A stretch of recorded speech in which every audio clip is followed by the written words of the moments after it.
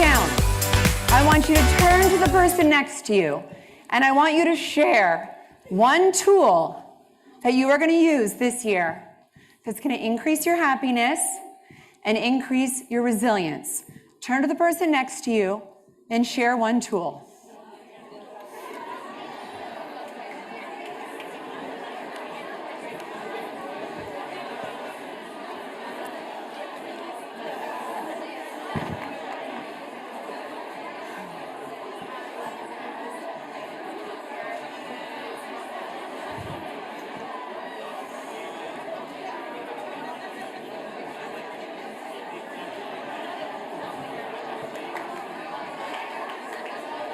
Okay, awesome, everybody. I will have you sit down. Thank you.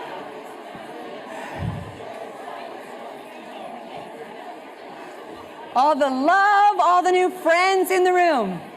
Imagine that you are growing up in a little log cabin in the middle of a gigantic forest in northern Canada. The closest town is a 45-minute drive through the Rocky Mountains. The average temperature throughout the winter is minus 35 degrees Celsius for months. And in this little log cabin, you don't have a phone and you don't have a television.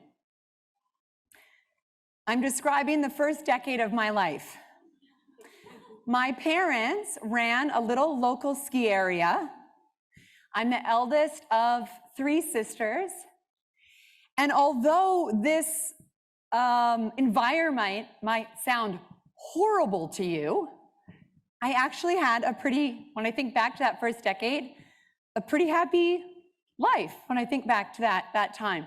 We skied all the time and played in the snow. That was kind of life. That was what I did. And one day I felt changes shifting between my parents, and not for the better, and different events started happening. And then on one particular day, my mom and dad called a family meeting. We had never had a family meeting before. And they sat us down and they told us that my parents were separating and that they were going to be getting divorced. They told my sisters and I that we were going to be moving to a different place in southern British Columbia. And they told us that my mom was going to be moving out. Of course, I felt like my whole world was falling apart. I was 10 years old. And yet all of these changes, this wasn't the worst part. You see, my father, Peter, had always been this bright light. I'll give you one of his sayings that will give you a glimpse into his personality. He has a saying that goes, I don't care if the glass is half empty. I don't care if the glass is half full. I'm just thankful I have a glass. And we would spend time with friends and family, and he was just this joyous, happy guy. And then from that point, from that family meeting on and moving, and my mom moving out, and lots of challenges, his light started dwindling. And he was becoming less and less and less happy. How he moved through life, how he talked to us, it felt like he was sort of disappearing. And I remember thinking, is this my new dad? Is this how he's going to be forever? And then one day I woke up, we were staying at my dad's house, and I woke up before my sisters, and I came downstairs, and I heard reggae music playing in the kitchen, which was very unusual. And I could smell fresh orange juice and bacon. And there's my dad standing there, dancing to the reggae music, making pancakes. And I come down. Good morning, Dad. Good morning, Tia. Wow, Dad, you seem really happy. Are you happy because it's your birthday? You know, Tia, I have had 3 of the worst years of my entire life. And I woke up this morning and I thought to myself, I'm not going to have another bad year. And from that day, I saw my father, Peter, choose happiness. I saw him choose resilience. And I saw him make choices to increase his happiness with his company, with my sisters and I, with his friends. And I cannot think of a better lesson to learn as a young adolescent than it is a choice. This choice is vital for leaders. This is my father, Peter. He wanted me to tell all of you that he's happy today. He said, make sure you tell them all. Leaders have an enormous impact, as you know. You're a leader in your family. You're a leader in your community. You're a leader with your friend group. You're a leader at work. A leader is not necessarily a title, as we know. And at times we underestimate the impact that we have. What if every single leader on earth was taught how to be happy? What would this world look like? So, as I told you, I grew up in Northern Canada.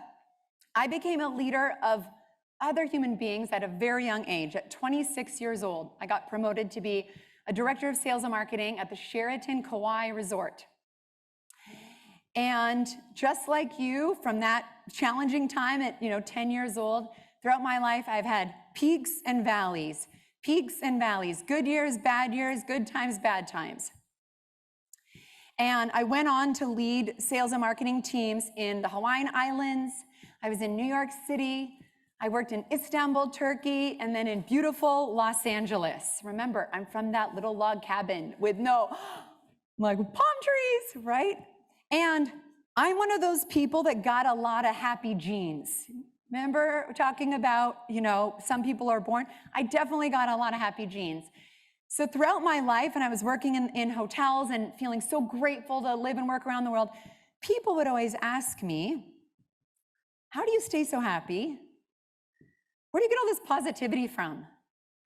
Even when there's huge challenges happening, you're thinking about, okay, how can we get past this together? And I don't know if it's because I grew up in this little log cabin or maybe it's genetic, but I've always been very, very aware of the awe of life and the gift of life. And so went on, I'm working in hotels, having definitely maybe experienced some burnout and, working and et cetera. I got to this point where I was working at a hotel in Los Angeles, and I had just gone back to work after having my second daughter. I have 2 little girls, Mackenzie and Audrey.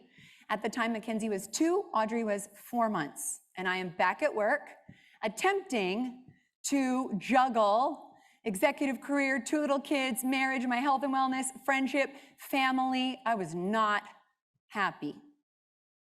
And at this point is when I started researching happiness, and I discovered the science of happiness, and I found Wahasu and went on this journey, and I'm just going to be on it for the rest of my life. Studied with Tal at HSA, learned about neuroscience, became a CHO, and I have created this 8-step methodology to be a happy leader. You see, in my years in the hotel industry, I had inspirational, motivational, incredible leaders. And I had the opposite. I had leaders that would make teams feel horrible, that would communicate to people in a way that I would call verbal abuse. And I remember thinking, how is this person a leader within such a large global company? and they are negatively affecting people so much. And so the happiness research and the neuroscience and becoming a CHO, and with my own personal experiences, I created this 8-step methodology. And these steps are, number one, we've been hearing it since we got here, it starts with you. You cannot try and elevate other human beings at work if you are not well. The second is zoom out and have a wide perspective and do not only see reality in your work as this. Third is execute brilliantly. Happy leaders do not work all the time. Happy leaders spend time with their families and time with their friends, and they travel and they sleep. And so you need to execute brilliantly, so you stop working and go do other things. Number 4 is you prioritize relationships over to-do lists. The next is your number 1 priority, which is your team. 6 is measure to excel. You measure what matters, and you help your team measure what matters so that you and your team achieve and beat their goals. Number 7 is be the spark, and 8, master your mindset. Leaders and all of us create a ripple effect. There's emotional contagion, whether we like it or not. And in the article titled Relational Energy at Work in the Journal of Applied Psychology, the research showed that the energy people get from their leaders can positively or negatively affect their job performance, their productivity, their vitality. And this is a resource. Energy at work is an organizational resource that is critical. And it has the ability to allow people to bring their whole selves to work.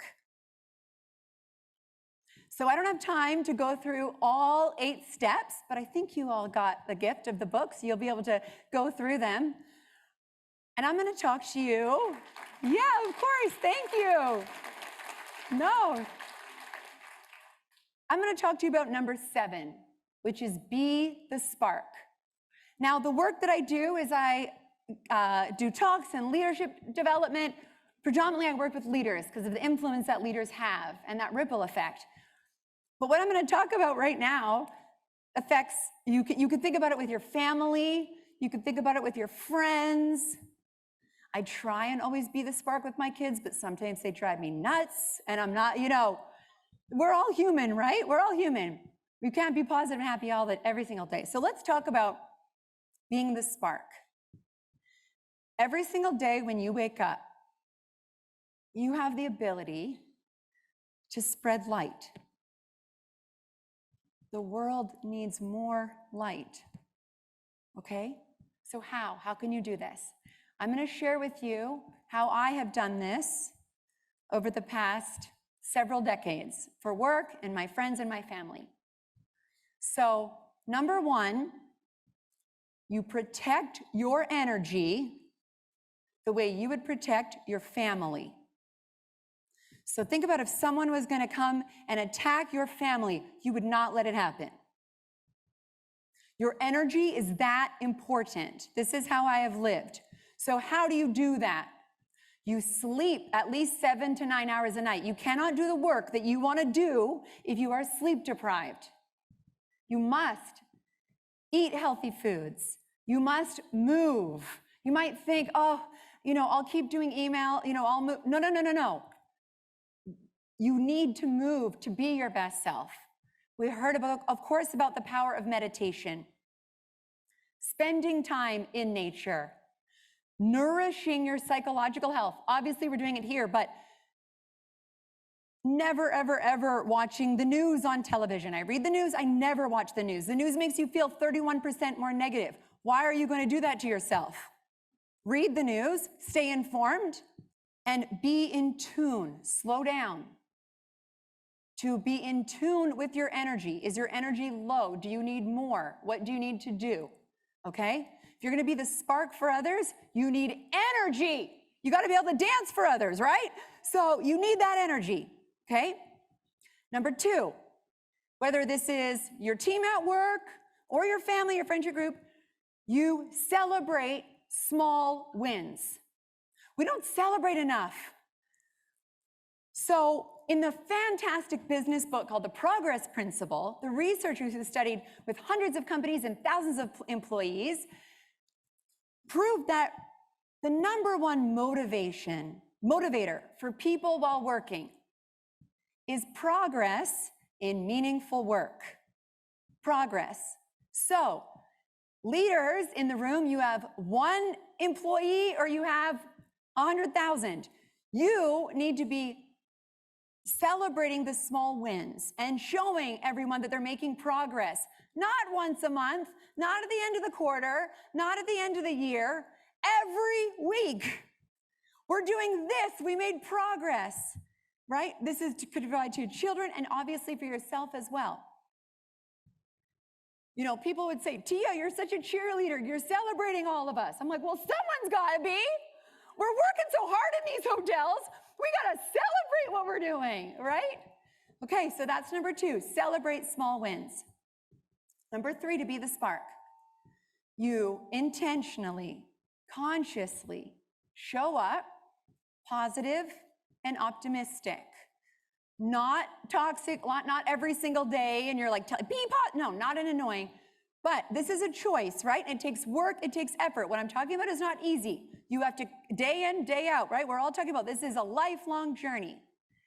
But whether it's for your family, for your friends, or the people you work with, you show up positive and optimistic. So how? Well, first of all, you need to take care of your physical health and your physical body, with your with your psychological, your mental health, of nourishing it with wonderful books and podcasts and not scrolling endlessly on social media. Even though it's so addictive on purpose, we have to say, okay, no, right? We have to know what is healthy for us and what is not.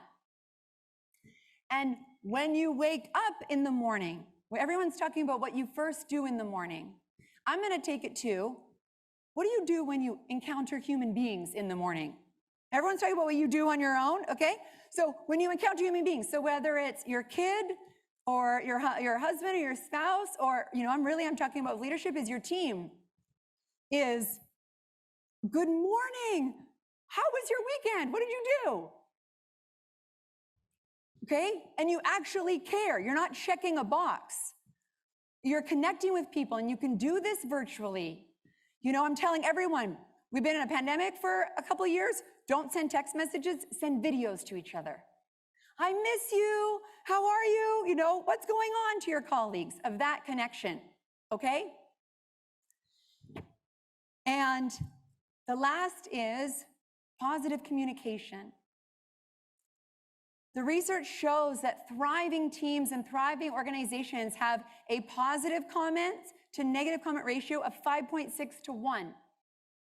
So think about how you are communicating in your emails, on Slack, on video.